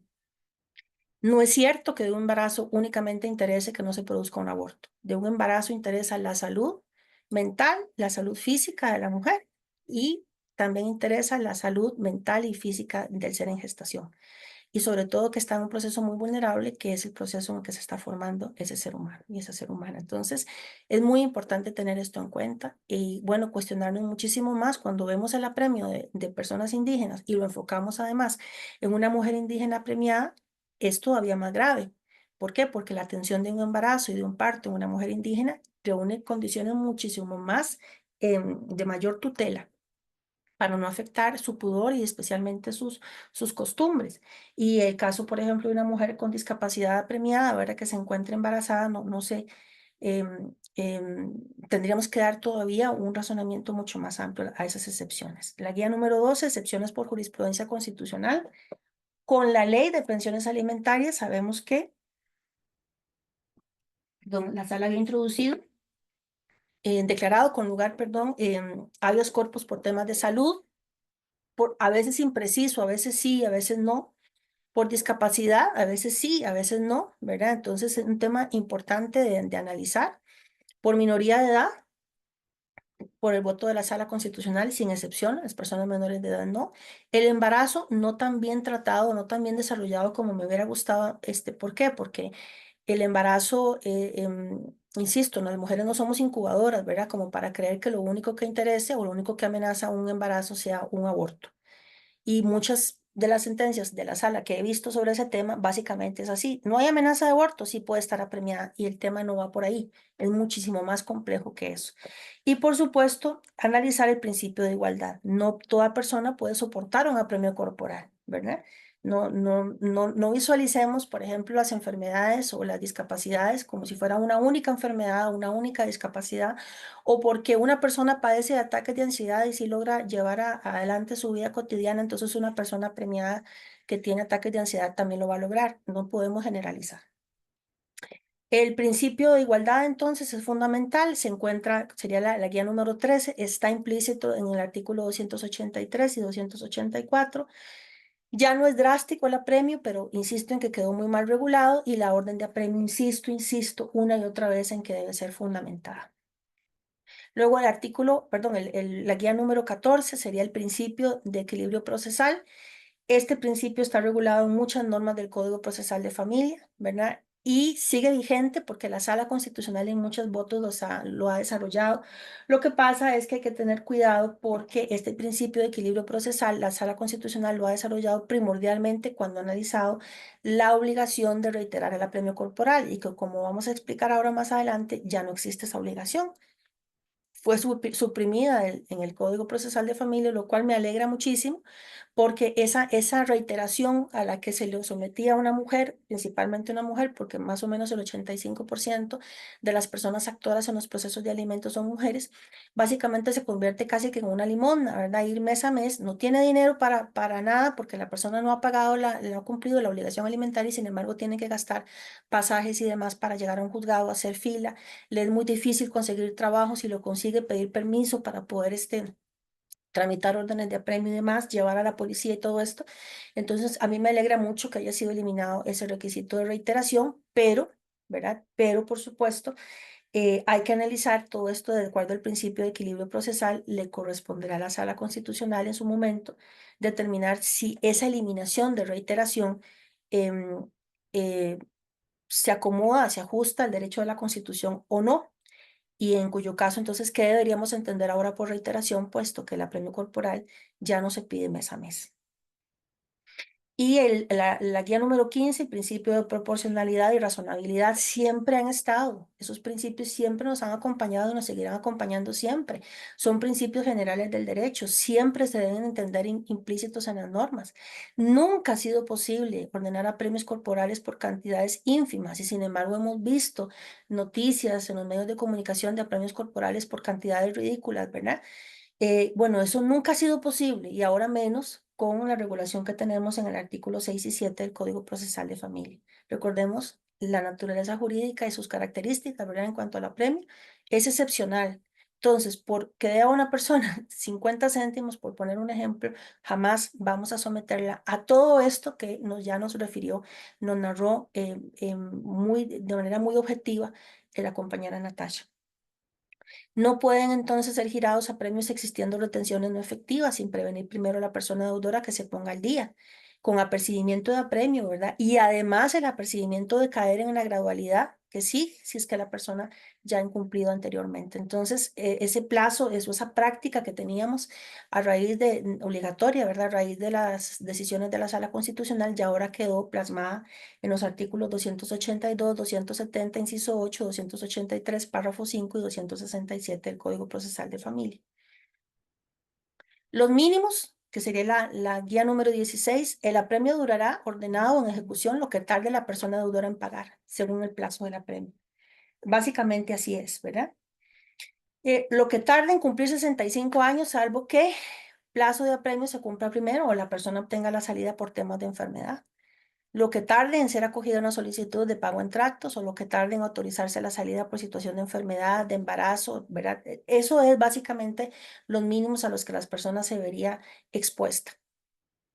Esto lo quiero resaltar porque no es cierto que por haber ordenado un apremio nos olvidamos de la persona. Nunca ha sido así. Y sin embargo, la práctica judicial nos ha llevado a eso y eso no puede ser. No es cierto que porque la persona ingresó y la reside doña Natasha, ya nos olvidamos de esa persona. Más adelante voy a exponer porque este tema, porque doña Natasha comunica a los juzgados las situaciones diversas que encuentran las personas apremiadas y algunas personas juzgadoras no responden. Bueno, esa indiferencia no puede permitirse, esa indiferencia no encuentra ningún fundamento normativo. Los máximos, bueno, es una vez agotada la segunda gradualidad, el máximo será de 6 meses, ¿verdad? Como lo dice el artículo 283, y por supuesto, ninguna persona deudora alimentaria, entonces puede estar más de 6 meses. Y lo que no ha pagado, ¿verdad? Que llega a darse, ¿verdad? Que la persona, incluso estando premiada, no paga, pues eso entra ya en un proceso de cobro, en básica ejecución, que está en el artículo 283, párrafo último del Código Procesal de Familia. Con permiso, Como adelanté, el 18, la guía número 18, el cobro reiterado no, ¿verdad? Pero eso sí, no permiso. significa... Es para recordarte que estamos sobre tiempo, pero estamos entonces fascinados con el tema ya y voy a sé cortar entonces. así que Voy a cortar, voy este, a enunciar nada más las filminas para que no se... debe ser como, no quiero que quede nada por fuera porque todo es súper importante. Voy, Estamos con tiempo, digamos, de las preguntas, ok, que igualmente ahí lo manejamos, pero para recordarte, nada más. voy Muchas entonces en carrera. El 18, como decía, el cobro reiterado, ¿verdad? Eso no significa dar un efecto retroactivo al código. Remito al artículo 34 de la Constitución, ¿verdad? Entonces, la orden de apremio, ¿verdad? En cobro reiterado, como ya no se exige, entonces la orden de apremio va a mantenerse vigente y no se requiere que la persona la esté, digámoslo así, reactivando. Los recursos que están en el 101, ¿verdad? Muy importante la taxatividad y muy importante también tomar en cuenta que toda resolución que contenga una prevención de apremio corporal es apelable, ¿verdad? Y no pueden hacerse interpretaciones extensivas para procurar que una persona caiga en apremio. Es revocable, sí. Constantemente tenemos que estar viendo si de oficio lo tenemos que quitar por edad, por situaciones de enfermedad, etcétera. Aquí entra mucho en juego lo que comunica la unidad de personas apremiadas, ¿verdad? Sobre adicciones, sobre salud y demás. Y modificable apenas nosotros tengamos en cuenta un pago, ¿verdad? El incumplimiento de cuáles rubros genera el apremio corporal, que sería la guía número 25. Bueno, tenemos mensualidad o quincena, aguinaldo, salario escolar, sea el sector público o sector privado, gastos de inicio de elecciones, y la norma habla de otros gastos extraordinarios. Estos últimos únicamente cuando se trata de gastos establecidos con carácter de urgencia. Esto requiere muchísima precaución a la hora de tramitar este tipo de gestiones, porque si todo lo calificamos urgente, todo va a tener apremio. 22, imputación de pagos. Son 3 las reglas básicas que me interesa transmitir el día de hoy. Primero, autonomía de la voluntad. La persona obligada determina, cuando hace un abono, cuando hace un pago, determina a qué se le imputa. Y si no lo hace, tenemos que entrar en las otras 2 reglas. Si existe apremio corporal, se imputa el pago a la cuota más antigua protegida por el apremio. Y el efecto sería adecuar el apremio o levantarlo. Y si no existe apremio, se imputa el pago a la cuota más antigua que no está protegida por apremio, obviamente, porque no existe, sino la cuota más vieja, más antigua que se deba, esto para evitar la prescripción. Esas son las 3 reglas de imputación de pagos, pero si hay por la autonomía de la voluntad, la persona obligada a la que decide a qué se imputa. Hasta puede repartir el dinero si quiere, pero tenemos que respetar primero su voluntad. Y la consecuencia de la ejecución patrimonial, inmediatamente, si coincide lo que se está cobrando por ejecución patrimonial con lo que se está cobrando por apremio, entonces se levanta. Y ahora tenemos una nueva consecuencia, que es la comunicación a la SUGEF. Lo que pasa es que esta comunicación dice la norma que es apelable, pero no se sabe cuánto dura la anotación y no se sabe cuántas veces se comunica esa anotación. Es decir, si hay 5 ejecuciones patrimoniales, 5 anotaciones en la SUGEF, cuidado con habeas data, ¿verdad? Mucho cuidado con un habeas data, porque yo entendería que la comunicación se mantiene mientras la persona no haya pagado o no haya sido declarada prescrita la obligación alimentaria que se está cobrando. El 24, la guía 24, la consecuencia del apremio efectivo. Bueno, las cuotas generadas durante el apremio no se pueden cobrar por apremio, ¿verdad? Ahí hay que tener en cuenta lo que dice el artículo 283, y esa frase que dice sin necesidad, más bien es sin posibilidad, porque nunca ha sido posible apremiar a una persona por las cuotas alimentarias que se generaron mientras está premiada. Y el efecto de incumplimiento, aquí es mucho cuidado, ¿verdad? Causal de separación judicial, causal de exclusión del deber alimentario. En temas hereditarios también, en la ingratitud para las donaciones.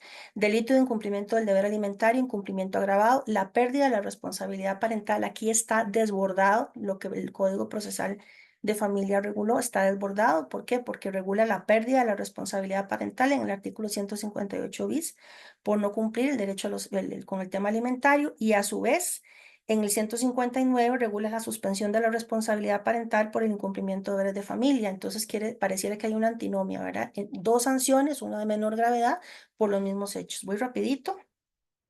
Mecanismos, la guía número 26, mecanismos para evitar el apremio. Bueno, pagar, ¿verdad? Ya no existe el permiso para buscar trabajo, lo que existe es una prórroga de fecha de pago y con una respectiva extensión, ¿verdad?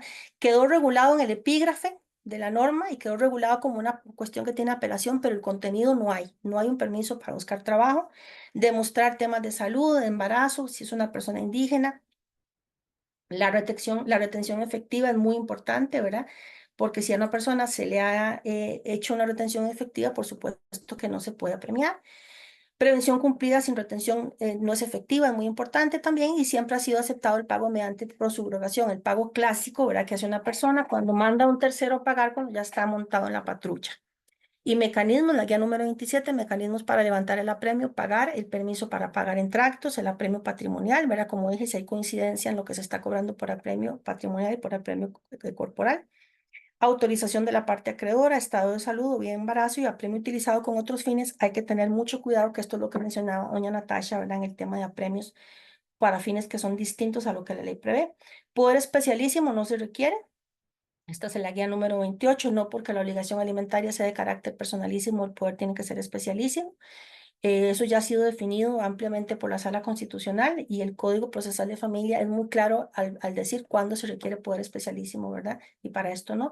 Allanamiento siempre se ha podido, en la guía número 29 siempre se ha podido allanar, no solamente para premiar, sino también para notificar. Lo que pasa es que nunca se ha usado, ¿verdad? Por la ubicación de la norma donde estaba antes en la Ley de Pensiones Alimentarias, nunca, ¿verdad? Se utilizó para notificar, pero por supuesto que es más favorable a una persona que le allanen la casa para notificarle una demanda de alimentos a que sea defendido por medio de un curador o de una curadora.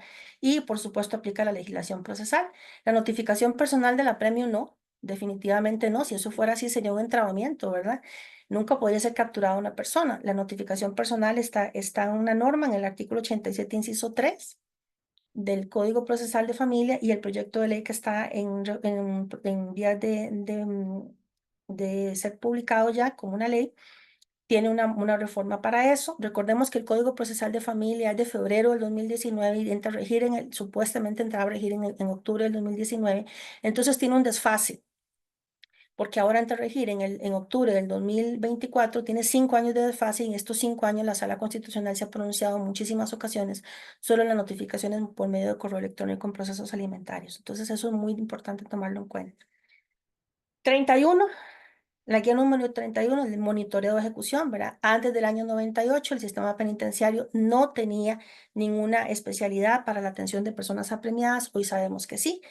Muchísimas resoluciones constitucionales han hecho esa separación, pero precisamente por esa separación es casi improbable que se pueda generar, llevar a la práctica el apremio corporal especial, ¿verdad? Y esa obligación de monitoreo siempre ha existido. Vean ustedes toda la regulación que hay. Me parece que ahora la podemos utilizar en el artículo 6 del Código Procesal de Familia, los principios de buenas prácticas sobre la protección de personas privadas de libertad y otras normas que acá están en las filminas, la regla de Mandela y demás que me interesa muchísimo mencionar. Y en el artículo, perdón, en la guía número 32, las normas transitorias, les comparto este voto de la Sala Constitucional del año 2019, que nos habla para qué son, ¿verdad? Para armonizar, nunca para darle aplicación retroactiva y violentar el artículo 34 de la Constitución Política. Las conclusiones son muy básicas.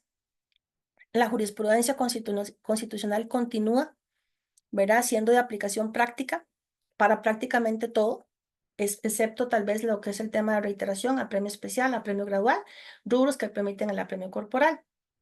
Los principios de igualdad, pro libertad, pro homine, proporcionalidad, razonabilidad, interés de las personas beneficiarias y equilibrio procesal brindan muchas soluciones. Siempre han estado ahí las soluciones, pero parece que no las hemos visto. Razonar de forma preventiva, es decir, pensando en un habeas corpus, es un método muy eficiente para no incurrir en arbitrariedades. Desentenderse de la ejecución del apremio corporal nunca ha sido una opción. Nadie debería perder su dignidad por ser parte de un proceso alimentario, y eso incluye a una persona deudora. y el proceso es el instrumento para materializar el derecho de fondo, no es un fin en sí mismo. Muchas gracias. Maureen, muchísimas gracias. De verdad que esto da para mucho tiempo más y que Sí, quisiéramos totalmente, sí. abrir otro espacio después. Creo que queda aquí en evidencia que se hace necesario. Em, Agradecerle a ambas porque nos confirman las dos que este es un tema que no solamente es complejo, sino que es sumamente delicado y que probablemente tenemos el compromiso a futuro de seguirle dando mucho pensamiento para robustecer la respuesta que desde el ámbito judicial y las mismas personas usuarias deben darle a este mecanismo que, como ya las dos nos han compartido, lamentablemente está siendo utilizado en un porcentaje muy importante para fines distintos a los que la ley previó. Dicho esto, quiero compartirles algunas de las observaciones o preguntas o comentarios que hay en el chat y posterior a ello dar oportunidad para las personas que deseen hacer la consulta de manera verbal. Inicialmente en el chat, una curiosidad, un comentario curiosidad es para Natasha, que indican si ella conoce por qué razón, si desde el 2019 estaba ya esta normativa como ley de la República, hablando específicamente del 284 y las gestiones que se están haciendo para derogarlo, ¿por qué hasta ahora se está como acelerando, digámoslo así, esa derogatoria? Si ella tiene conocimientos, si puede hacernos algún comentario al respecto. Sí, gracias, doña María Esther. Bueno, básicamente yo lo que les puedo compartir es que yo tengo año y medio de estar acá en la unidad de pensiones. De repente esto a nivel del sistema penitenciario había estado como un poco como en una burbuja, ¿verdad? Eh, Prácticamente era como una maquila esto, ¿verdad? De todas las cosas que se empezaron a efectuar. Y es hasta este gobierno que mis superiores empiezan pues a escarbar un poco, de ahí que me tomaron en cuenta a mí para venirles a colaborar, ¿verdad? Por la misma necesidad institucional de poco personal, entonces es donde empiezan ellos a empezar a montar un cuerpo para que asuma esta unidad y de repente le haga frente a todo lo que venía, ¿verdad? ¿Qué pasa? Que años anteriores y en los gobiernos anteriores, esta unidad la ha asumido todo el Jorge Arturo Montero, pero entonces los directores que habían estado acá no estaban físicamente acá, sino que única y exclusivamente tenían la responsabilidad de firmar los ingresos y los comunicados de ingreso, perdón, y las libertades, únicamente. ¿Verdad? Entonces, básicamente la policía penitenciaria era la que tenía todo el grueso de esta unidad y no es una función de la policía penitenciaria, ¿verdad? Cuando yo ingreso acá es donde mis superiores empiezan como a direccionarme, ¿verdad? Hay que hacer esto, de repente, entonces ya empezaron a salir un montón de cosas que no teníamos ni la menor idea que existían, ¿verdad? También los superiores empezaron a ver, a visualizar qué era lo que estaba sucediendo, cuál era la realidad de la unidad de pensiones, y es donde le hemos venido metiendo bastante cuerpo. Sí, yo vi el chat por ahí que porque hasta ahora se nos ocurre hacer esto, ¿verdad? Esto se propicia, este anteproyecto, a partir de una reunión que se sostuvo con la Comisión de Familia. Entonces, ahí se discutió básicamente este tema. También los compañeros del Poder Judicial también dieron sus aportes de cosas que no les parecía de esta ley, ¿verdad? Claro está, los dos estábamos como en esa posición y es donde se empezó a trabajar con un equipo particular para poder presentar este anteproyecto, ¿verdad? Repito, esto de repente estuvo como en el abandono y es donde las nuevas autoridades empiezan como a retomar todo esto para ver cómo vamos a resolver y qué es lo que vamos a hacer, ¿verdad? Pero bueno, ya el monstruo estaba encima, ¿verdad? Repito, esto sale en el 2019, era otro gobierno, eran otras personas que estaban acá. Entonces, es decir, ese desfase es lo que hemos venido nosotros enfrentando y lo que tenemos ahora, sí, hay que resolverlo, hay que ver de qué manera se resuelve, pero gracias a Dios yo siento que una de las cosas que se ha fortalecido mucho es la relación que tiene esta unidad con el Poder Judicial, ¿verdad? Entonces, yo he tratado de tener un acercamiento con los jueces, con los coordinadores, con los gestores, ¿verdad? Para de repente poder equilibrar algunas cosas. Ejemplo, personas que están recién salidas de un hospital, recién operadas y están acá, ¿verdad? Entonces ya se le conversa al juez, ya se le dice al juez la situación, se le comunica porque el juez desconoce la situación porque la actora no le comunica al juez esa información. Entonces, ¿cómo va a ser el juez para tomar la decisión? Es exactamente, o sea, en otra circunstancia, pero igual nosotros como hemos venido asumiendo esto, ¿verdad? Hasta no ver qué es lo que está pasando ahorita, hasta ahorita estamos tomando medidas, ¿verdad? Y viendo de qué manera resolvemos las cosas. Muchísimas gracias, Natacha. Sí, pues entiendo perfectamente que tu incorporación es reciente y que ustedes están asumiendo con mucha responsabilidad toda esta temática. Me parece fantástico. Mencionar quizás que anteriormente en la Defensoría de los Habitantes el mecanismo contra la tortura era el que daba algún seguimiento a estas situaciones y desde ese contexto hubo algunos esfuerzos por trabajar estos temas, inclusive alguna propuesta legislativa para que hubiese eh, personas juzgadoras de ejecución del apremio corporal, que se creara ese puesto a nivel país. No fue fructífera esa propuesta, pero esto solamente lo menciono para que reconozcamos que efectivamente, como ya las dos compañeras lo han mencionado, son temas sumamente complejos y delicados. Vienen algunas preguntas. Me voy a permitir para ir canalizándolas que sean pertinentes a esta temática, porque vienen muchas consultas sobre temas que no son de apremio corporal. Entonces, como moderadora, me voy a dar el permiso de dejar esas consultas para otro contexto. Si nos da tiempo, con mucho gusto, al final. Y María José ahí me va a recordar hasta qué hora tenemos chance de extendernos un poquito más, que creo que ya estamos sobre el límite. Por ejemplo, preguntan para Maureen, ¿existe en la actualidad con el Código Procesal de Familia el firmar el apremio solamente para conservar derechos o esta posibilidad se perdió? Ok, bueno, primero que todo, esa fórmula, esa expresión para conservar derechos nunca ha existido, Muy bien. ¿verdad? Lo que se conservaba era la consecutividad. ¿Por qué? Porque el derecho solamente se pierde cuando hay una resolución que así lo diga, ya sea que se perdió como tal o que se declaró prescrita la obligación. Entonces, esa expresión para conservar derechos nunca ha existido, ni en la ley, ni nada, ¿verdad? O sea, se fue generando una práctica, pero era por la consecutividad, para que la persona no perdiera la consecutividad. Hoy en día ya no existe esa generación de un apremio corporal reiterado, ¿verdad? Que la persona tenga que estar constantemente en la oficina judicial tramitando el apremio o por medios electrónicos, ¿verdad?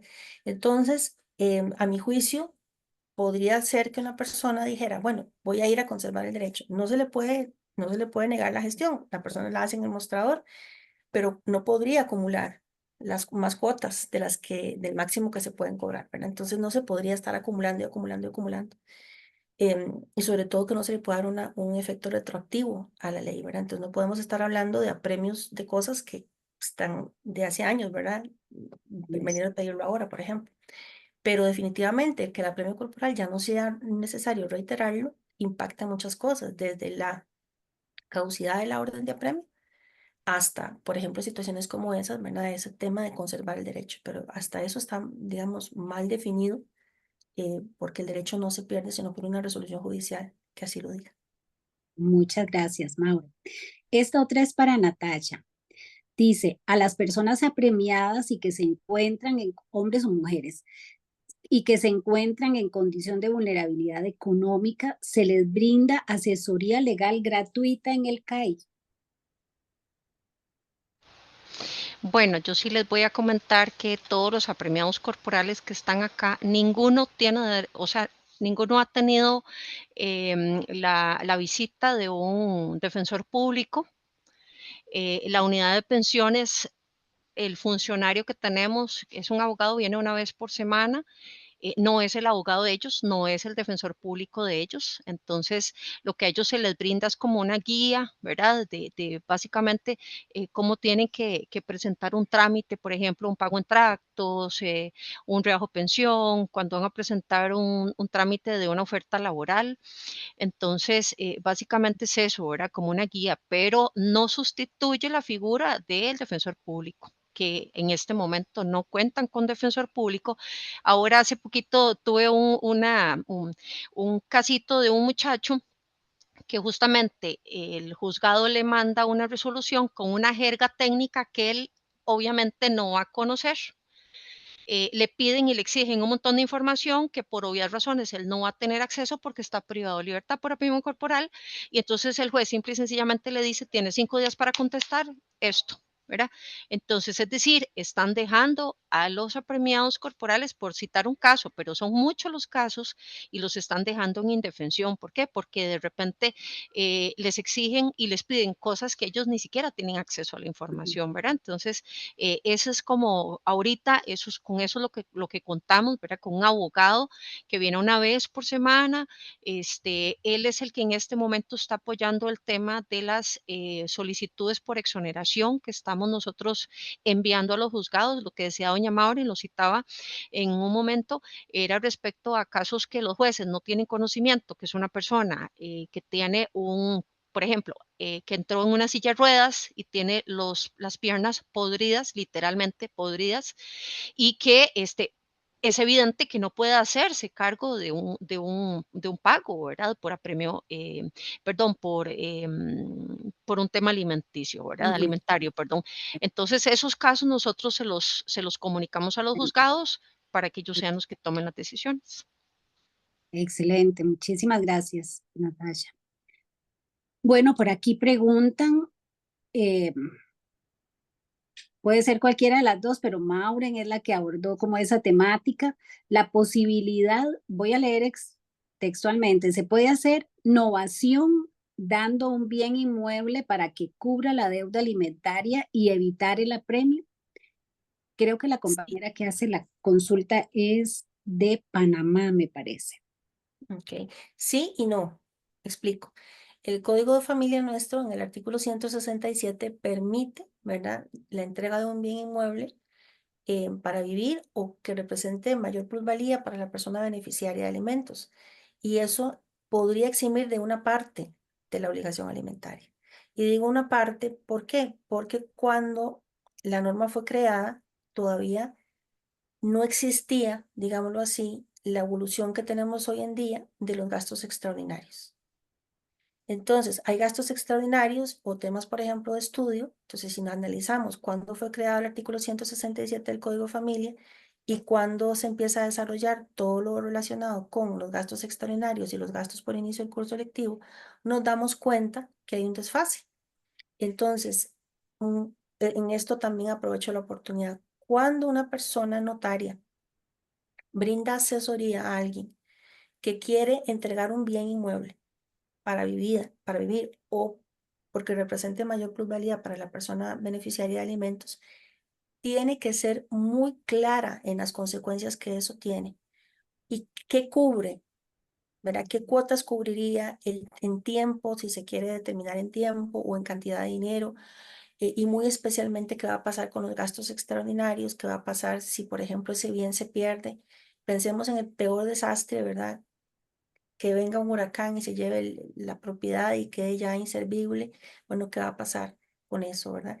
Entonces, un traspaso en ese sentido de una propiedad, para efectos del artículo 167, tiene que ser tan claro que no produzca vicios del consentimiento y muy especialmente que no se preste para que en el futuro exista mayor controversia, mayor conflicto entre la familia sobre las cosas que en la escritura de traspaso no se dijeron y que después vienen a generar el montón de enfrentamientos y de malos tratos entre unos y otros. Muy bien, muchas gracias. También para vos, Maureen, nos piden si puedes detallar por la afirmación de que ahora no existe permiso para buscar trabajo.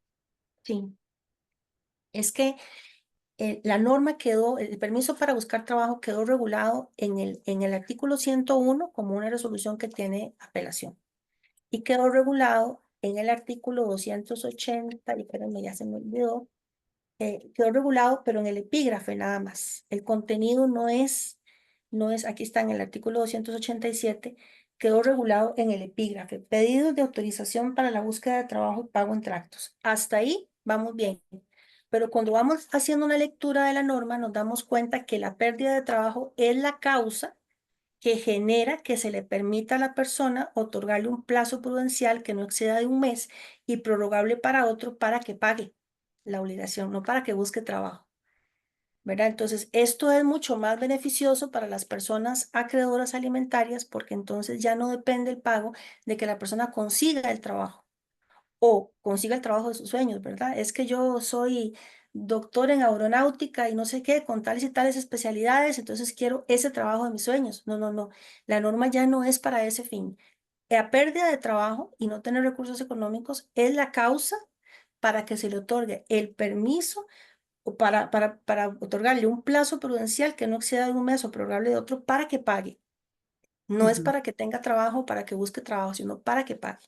Entonces, por eso es que quedó así. Obviamente es una resolución que tiene apelación, tiene un efecto propio, y quedó así, quedó mal regulado, quedó en el epígrafe de la norma, en el contenido no está y quedó como una resolución apelable.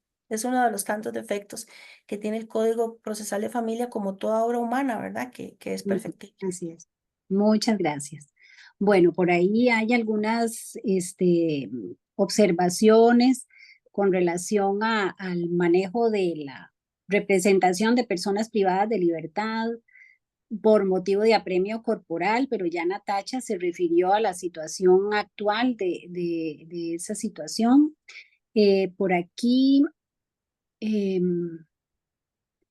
nos consultan lo siguiente para Maureen.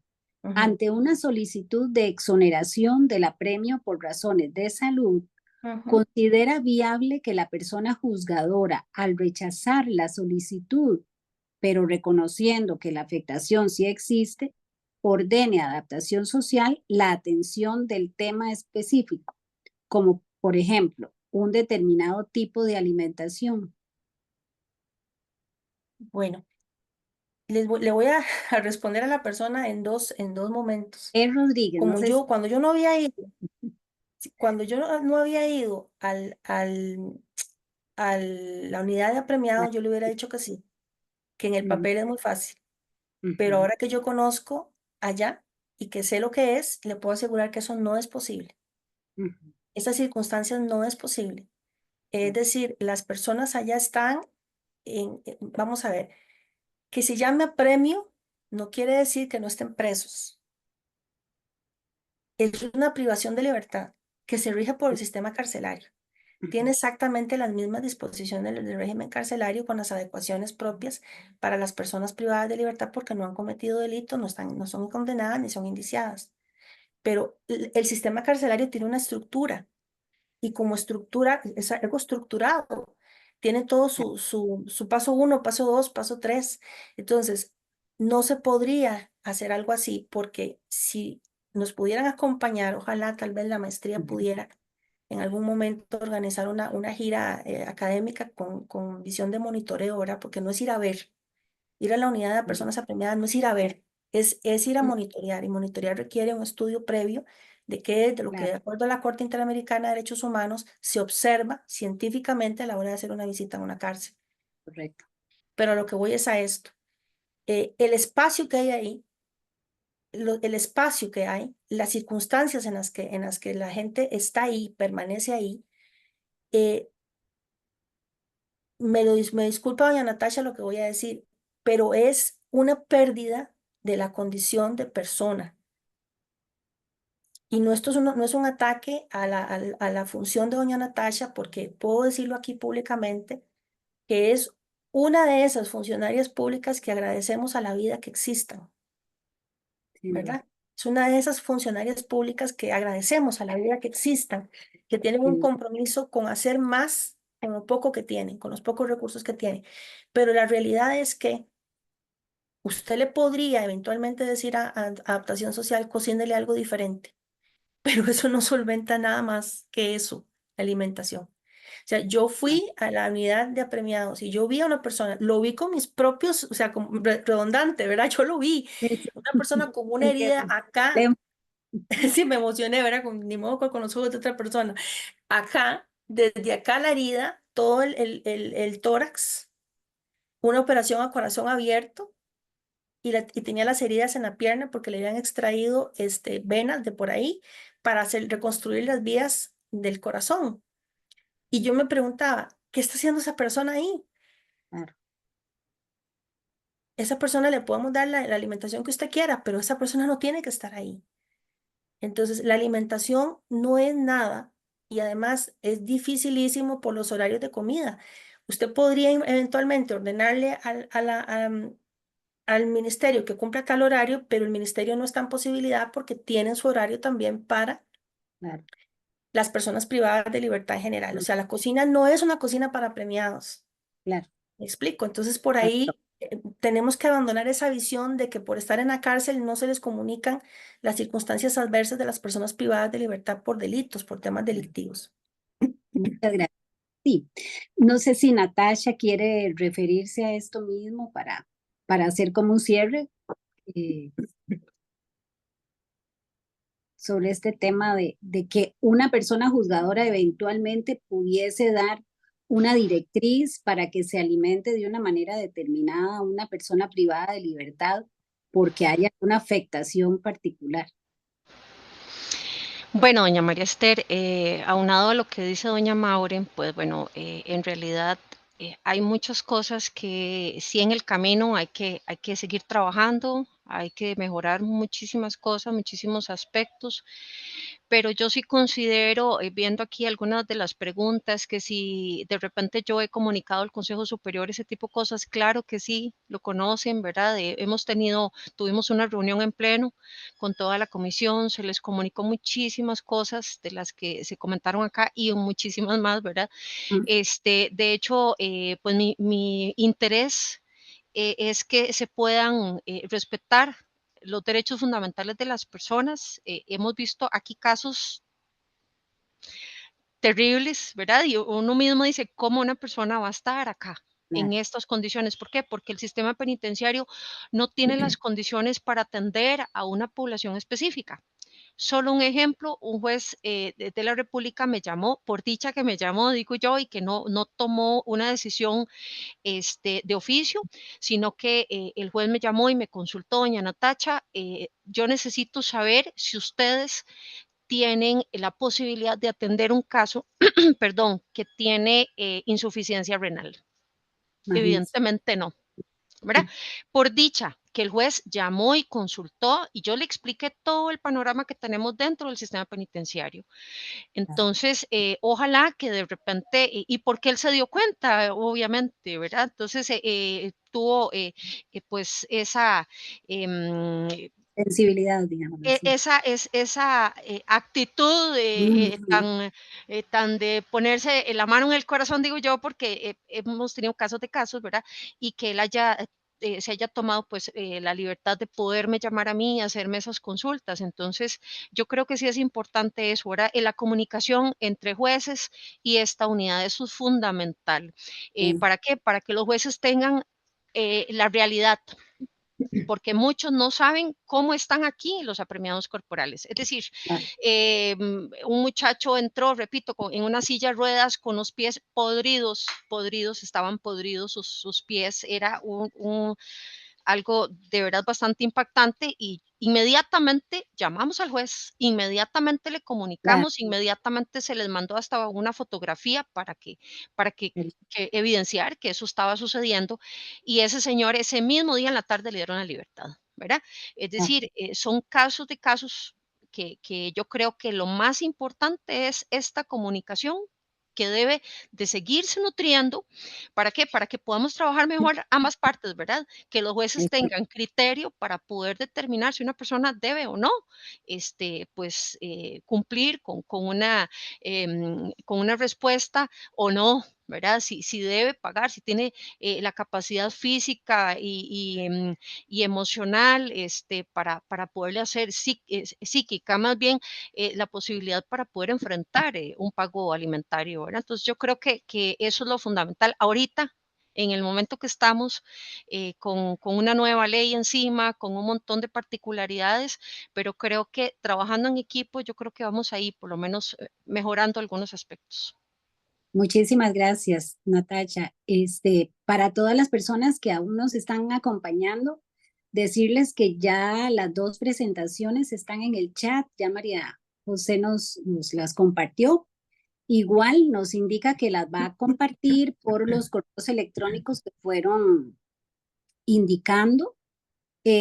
Invitarles a las personas que nos están escuchando para que visiten el sitio web de la maestría. Ahí, como lo dijo Maureen, voy a hacer eco de las palabras de Maureen. Esta es una maestría que cambia la vida y definitivamente esto es parte de lo que la maestría ha sembrado en conocimiento, en sensibilidad, en compromiso para que las cosas que no están bien puedan cambiarse a través del diálogo, de la cercanía, etcétera. Y bueno, pues muy agradecida por este espacio. Quisiera nada más una última pregunta que hay acá. Dice, sería para Maureen, a ver cómo lo interpreta ella de momento en este supuesto, si se expide orden de apremio con la primera gradualidad y es detenida la persona, descuenta esos 2 meses, cuando sale la próxima orden, en el supuesto de que siga otra orden, sería por 4 meses y esa deuda se cobra por otra vía. Sí. ¿O qué pasa con la deuda acumulada? Sí, el único caso en el que cabe el reapremio, ¿verdad? Sería cuando la persona se le autoriza un pago en tracto. Ya hay un apremio corporal en ejecución o nada más ordenado y la persona se le autoriza un pago en tractos, entonces incumple ese pago en tractos. No es que el incumplir una cota incumple todas, ¿verdad? Porque no es una hipoteca. Cada incumplimiento tiene su tiempo. Entonces, Claro. ese incumplimiento va a generar que la persona pueda ser apremiada si hay una gestión de parte.